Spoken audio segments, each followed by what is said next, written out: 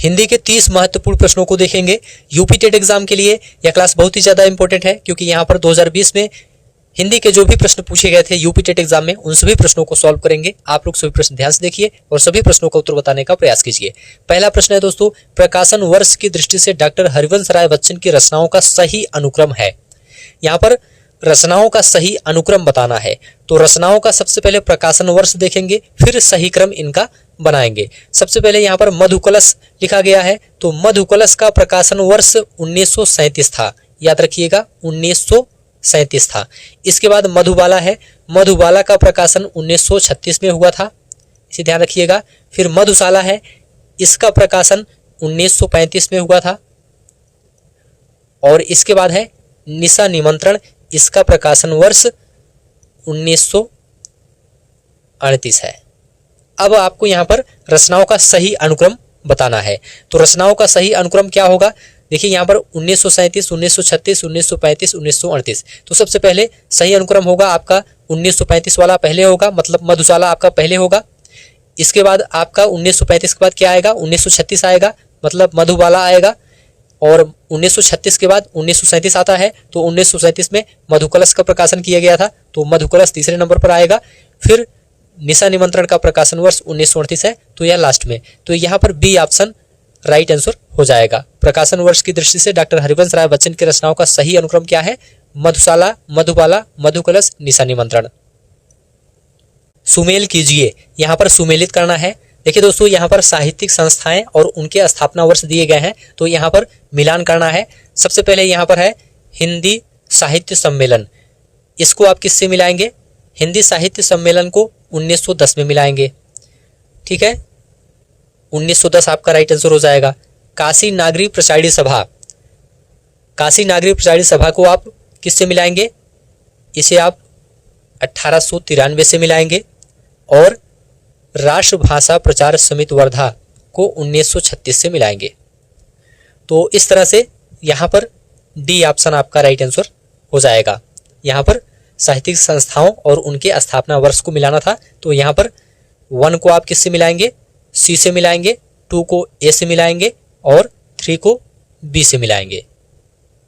तो यहाँ पर डी ऑप्शन आपका राइट आंसर हो जाएगा। हिंदी साहित्य सम्मेलन 1910 और काशी नागरी प्रचारिणी सभा ये 1893, राष्ट्रभाषा प्रचार समिति वर्धा 1936। तुलसीदास के रचनाकार कौन है? तुलसीदास के रचनाकार देखिए दोस्तों, सूर्यकांत त्रिपाठी निराला है, यहाँ पर सी ऑप्शन राइट आंसर हो जाएगा। तुलसीदास के रचनाकार सूर्यकांत त्रिपाठी निराला जी हैं।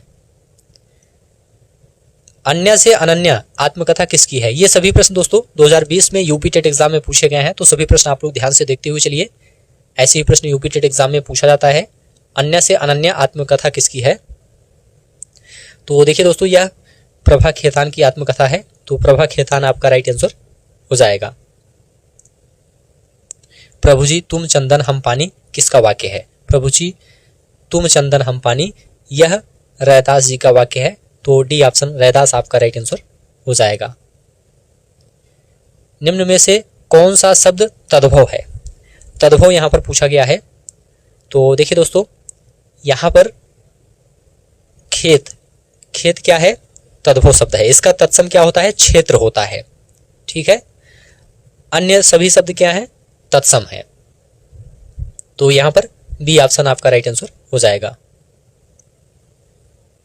निम्नलिखित में से कौन सा शब्द देशज है? देशज शब्द यहां पर पूछा गया है, तो पहला है धड़ाम, धड़ाम क्या है? देशज शब्द है, ठीक है।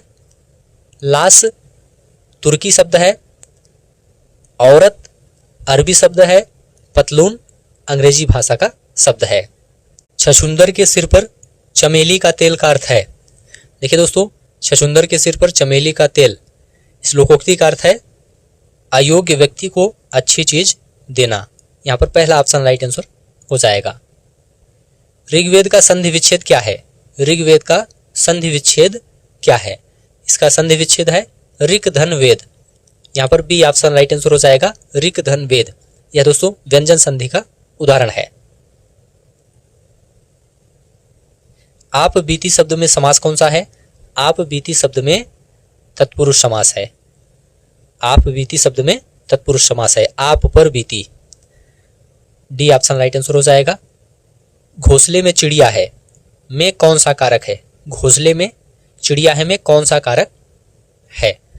देखिए दोस्तों, इसमें अधिकरण कारक है। डी ऑप्शन राइट आंसर हो जाएगा, अधिकरण कारक। यहां पर गद्यांश दिया गया है, गद्यांश को पढ़ करके नीचे लिखे प्रश्नों का उत्तर देना है। तो चलिए जल्दी से गद्यांश को पढ़ लेते हैं। गांधीवाद में राजनीतिक और आध्यात्मिक तत्वों का समन्वय मिलता है, यही इस वाद की विशेषता है। आज संसार में जितने भी वाद प्रचलित हैं वह प्रायः राजनीतिक क्षेत्र में सीमित हो चुके हैं। आत्मा से उनका संबंध विच्छेद होकर केवल बाह्य संरचना तक रह गया है। मन की निर्मलता और ईश्वर निष्ठा से आत्मा को शुद्ध करना गांधीवाद की प्रथम आवश्यकता है। ऐसा करने से निस्वार्थ बुद्धि का विकास होता है और मनुष्य सच्चे अर्थों में जनसेवा के लिए तत्पर हो जाता है। गांधीवाद के सांप्रदायिकता के लिए कोई स्थान नहीं है। इसी समस्या को हल करने के लिए गांधी जी ने अपने जीवन का बलिदान कर दिया था। चलिए अब यहाँ पर प्रश्न को देखेंगे। उपर्युक्त गद्यांश के आधार पर बताइए कि संसार के सारे वाद सीमित हैं। कहां तक सीमित है? राजनीतिक क्षेत्र तक सीमित है। गद्यांश के आधार पर संसार के सारे वाद राजनीतिक क्षेत्र तक सीमित हैं। उपर्युक्त गद्यांश में गांधीवाद का आधार किसे बताया गया है? राजनीतिक और आध्यात्मिक तत्व को बताया गया है। गांधीवाद का आधार राजनीतिक और आध्यात्मिक तत्व को बताया गया है। कनुप्रिया के रचनाकार कौन है? कनुप्रिया के रचनाकार कौन है? तो धर्मवीर भारती हैं। पहला ऑप्शन आपका राइट आंसर हो जाएगा। प्लुत स्वर कौन सा है? प्लुत स्वर कौन सा है? देखिए दोस्तों, यहां पर ओम, ये क्या है? प्लुत स्वर है।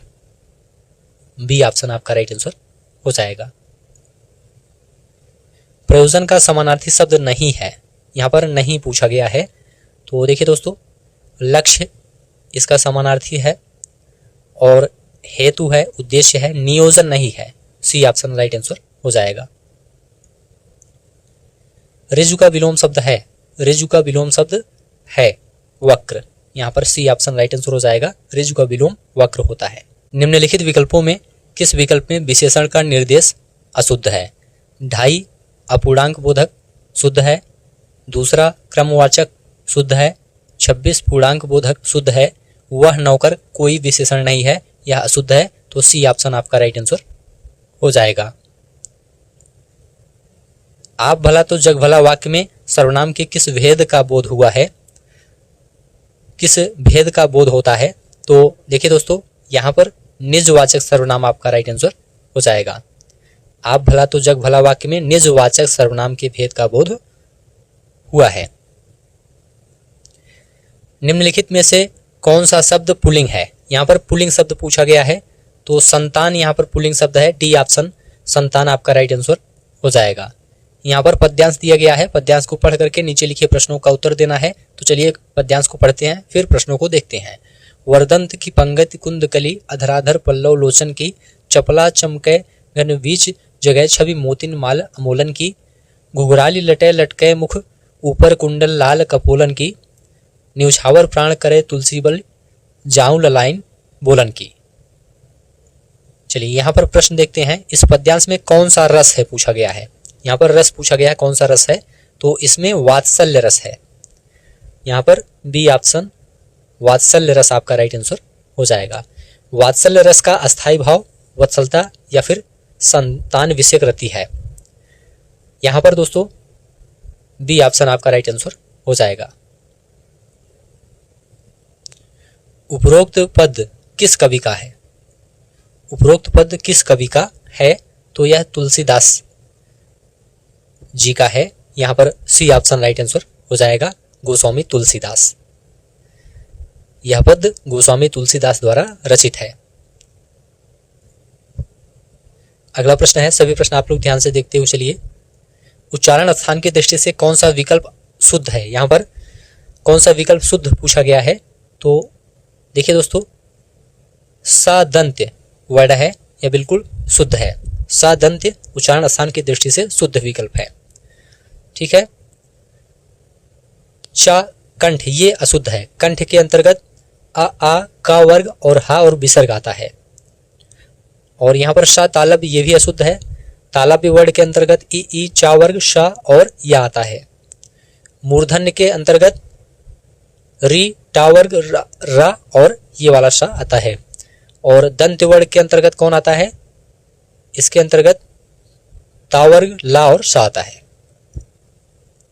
निम्नलिखित में से कौन सा कथन अशुद्ध है? अशुद्ध कथन यहाँ पर पूछा गया है। तो पहला है दो महाप्राण व्यंजनों का उच्चारण एक साथ हो सकता है। यह अशुद्ध है दोस्तों, यही आपका राइट आंसर हो जाएगा। पूछा गया कौन सा अशुद्ध है? दो महाप्राण व्यंजनों का उच्चारण एक साथ हो सकता है। अन्य कथन दोस्तों शुद्ध हैं लेकिन ये अशुद्ध है। ठीक है, चलिए नेक्स्ट है, मेरे लड़के ने मेरी आज्ञा का पालन नहीं किया। वाक्य में लड़के के विषय में कौन सा विकल्प अशुद्ध है? तो देखिए दोस्तों, ऑप्शन है पुल्लिंग, कर्ता, बहुवचन, एकवचन। बहुवचन यहाँ पर ये क्या है? अशुद्ध है। लड़के के विषय में मेरे लड़के ने मेरी आज्ञा का पालन नहीं किया, वाक्य में लड़के शब्द कर्ता पुल्लिंग एक वचन प्रयुक्त है।